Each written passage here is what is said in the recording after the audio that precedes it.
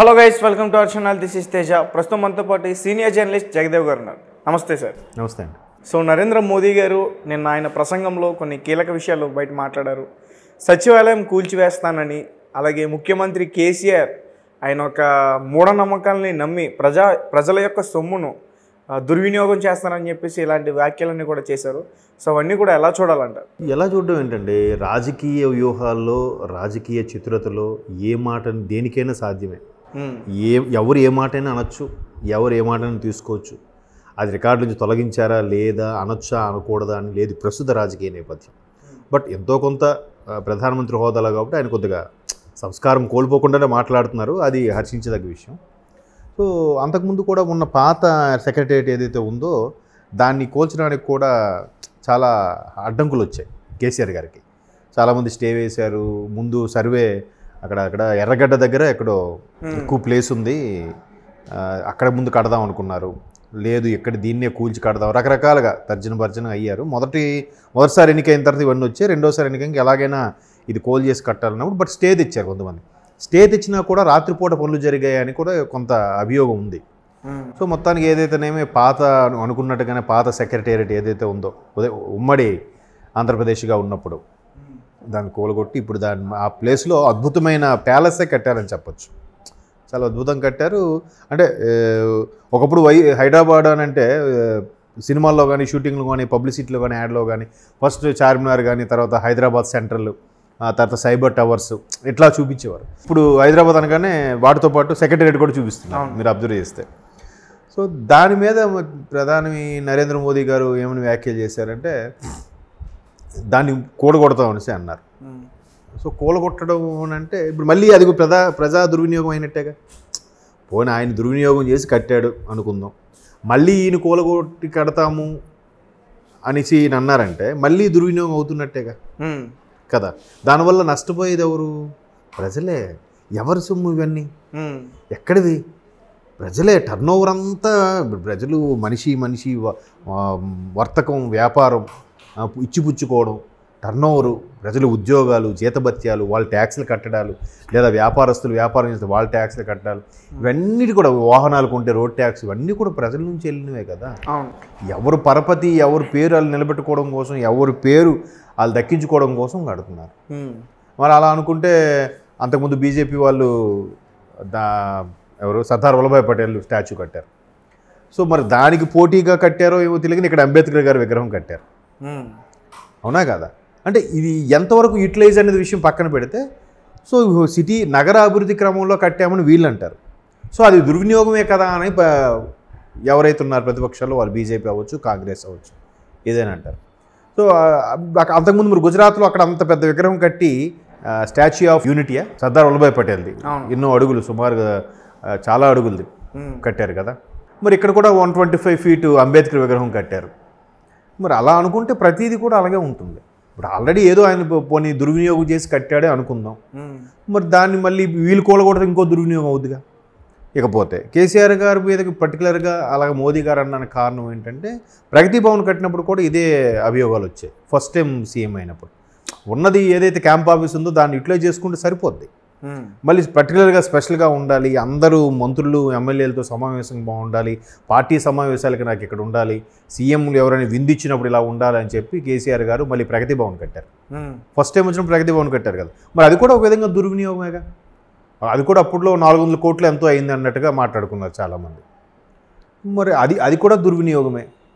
ఇప్పుడు వీళ్ళు మాట్లాడారు కాబట్టి అది చెప్తున్నాను కదా. ఇప్పుడు బీజేపీ ఏదైతే థర్డ్ ప్లేస్కి వచ్చేసింది అనుకున్న నేపథ్యంలో ఇప్పుడు వరుసగా యోగి ఆదిత్యనాథ్, అమిత్ షా గారు, తర్వాత మోదీ గారు వీళ్ళందరూ వస్తున్నారు కదా. సో వీళ్ళందరూ వచ్చినప్పుడు అంటే పార్టీని బలపరచడానికి, కేవలం పార్టీ మీద నమ్మకం కలిగేలా చేయడం కోసం వీళ్ళ ప్రసంగాలు, సభలు, సమావేశాలు ఇవన్నీ జరుగుతున్నాయి. సో వాటన్నిటినీ బేరీజు వేసుకోవడానికి ప్రతిపక్ష నేతలుగా ఉన్నప్పుడు ఏదైనా మాట్లాడతారు. ప్రభుత్వం స్థాపించుకోవడం కోసం ఏదైనా మాట్లాడచ్చు, ఏదైనా చెప్పచ్చు.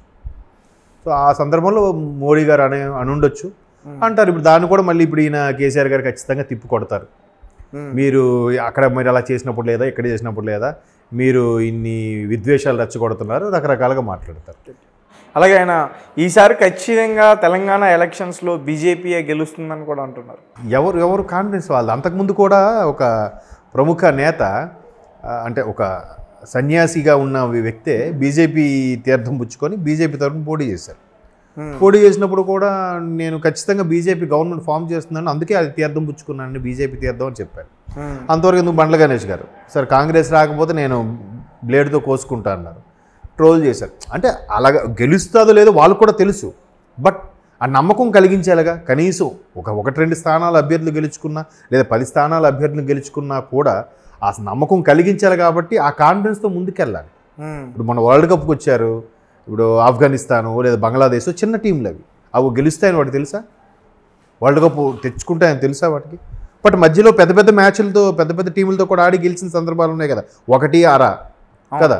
సో ఆ కాన్ఫిడెన్స్తో వెళ్తే ఆ పార్టిసిపేషన్ ఏం చేసామని కాన్ఫిడెన్స్, ఓకే నెక్స్ట్ వరల్డ్ కప్కైనా అవకాశం ఉంటుంది, నెక్స్ట్ ఇంకో 2020కైనా అవకాశం ఉంటుంది అన్న కాన్ఫిడెన్స్తో ముందుకెళ్తారు. ఖచ్చితంగా గెలుస్తారు అని తెలుసు వాళ్ళకి, గెలుస్తామో లేదో అని కొంతవరకు ఐడియా ఉంటుంది. బట్ అలా చెప్పకపోతే ఎలా? తన తోటి కార్యకర్తలకి, తన వెనక తిరిగే అనుచరులకి, అనుయాయులకి ఆ నమ్మకం కలిగించాలని ఆ మాత్రం కాన్ఫిడెంట్ స్టేట్మెంట్ ఇవ్వాలి. ఓకే, ఇస్తేనే ముందుకెళ్ళగలుగుతారు. లేదంటే అందరూ నిరాశపడిపోతే ఇంకెవరు కనీసం గెలిచే 5-10 స్థానాలు కూడా గెలవు కదా. పార్టీ మనుగడ కష్టం కదా. పార్టీ మనుగడ కావాలంటే కనీసం ఒక 5-10 అసెంబ్లీ స్థానాలు ఉండాలి, వాళ్ళందరి మీదకి ఒక అధ్యక్షుడు ఉండాలి, వాళ్ళందరూ కలిపి ఒక లెజిస్లేటివ్ అసెంబ్లీలో ఒక పార్టీ నాయకుడు ఉండాలి, ఇన్ని ఉండాలిగా. సో మేమే గెలుస్తామని చెప్పకపోతే ఎలా చెప్తుంది? అలాగే ఆ విధంగా రాజకీయ నేపథ్యంలో మాట్లాడుతూ ఉంటారు, సహజం అది. ఎవరైనా కాంగ్రెస్ ఇంకో ఆయన ఉన్నాడు, ఆయన బీఎస్పీకి సంబంధించిన ఆయన కూడా అదే అంటాడు, మేము మంచి పోటీ ఇస్తాం, మేము ఈసారి ఖచ్చితంగా ఇన్ని స్థానాలు సంపాదించుకుంటాం అంటారు. ఎవరు వెర్షన్ వాళ్ళది. ఆ నమ్మకం లేకపోతే కనీసం 1-2 స్థానాలు కూడా రావు కదా. మరి ఆ మోటివేషన్ ఫ్యాక్టర్ ఏంటి చెప్పండి? ఖచ్చితంగా మోటివేట్, మార్కెటింగ్లో కూడా అంతే, అందరినీ మోటివేట్ చేస్తారు, కొంతమంది ఆ పాలసీలు తీసుకుంటారు కదా, ఇది అంతే.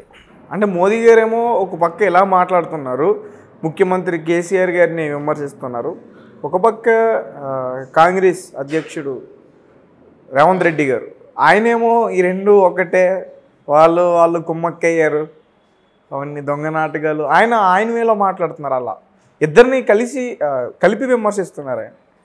ఎవరు? రేవంత్ రెడ్డి గారు. అవును. మరి దాన్ని ఎలా చూడాలి? అదే అండి, ఇప్పుడు బీఆర్ఎస్ మీరు అబ్జర్వ్ చేస్తే బీఆర్ఎస్ ఒక కాంగ్రెస్నే టార్గెట్ చేస్తుంది అనిపిస్తుంది compare to BJP. But Congress మాత్రం రేవంత్ రెడ్డి గారు మాత్రం బీజేపీని బీఆర్ఎస్ రెండు ఒకటే, దాంతోపాటు ఎంఐఎం కలిసింది అది కూడా ఒకటే అన్నట్టుగానే మాట్లాడుతున్నారు. ఎందుకు మాట్లాడుతున్నారంటే ఇప్పుడు మనకి రీసెంట్ ఎగ్జాంపుల్ రైతు బంధు ఉంది. రైతు బంధు ఎలక్షన్ కమిషన్ ముందు ఓకే చేసింది. సో అది బీజేపీయే ఓకే చేయించింది కాబట్టి రైతు బంధు రిలీజ్ చేశారు. పైగా ఎలక్షన్స్ పట్టుమని 3 రోజులు కూడా లేవు పోలింగ్. ఈ టైంలో 5 రోజుల గ్యాప్లోనే ఎలా రిలీజ్ చేస్తారని అన్నారు. సో రిలీజ్ చేస్తారనుకున్నప్పుడు సరే రైతు బంధు రిలీజ్ చేశారు అంటే బీజేపీ సపోర్ట్ ఉంది కాబట్టి రిలీజ్ చేశారని కాంగ్రెస్ వాళ్ళు అభియోగం కదా. సో చూసే వాళ్ళు కూడా నిజమేనేమో అనిపించింది. బట్ ఇమీడియట్గా మళ్ళీ నేనేమైంది, హరీష్ రావు గారు ఏదో సభలో మీకు ఇలాగ మళ్ళీ రైతు బంధు వస్తుంది కదా కాబట్టి అనగానే వెంటనే ఎలక్షన్ కమిషన్ బ్యాక్ అయిపోయింది. సో రేవంత్ రెడ్డి గారు కూడా చెప్తున్నాను కదా, రేవంత్ రెడ్డి గారు ఏమంటారు, బీఆర్ఎస్ బీజేపీ ఒకటే అంటారు. బీజేపీ ఏమంటుంది, బీఆర్ఎస్ కాంగ్రెస్ ఒకటే, మాకే అవకాశం అండి, ఈసారి మేమే గవర్నమెంట్ ఫామ్ చేస్తాం వీళ్ళంటారు. ఎవరు వెర్షన్ వాళ్ళది. Okay sir, thank you so much. Thank you.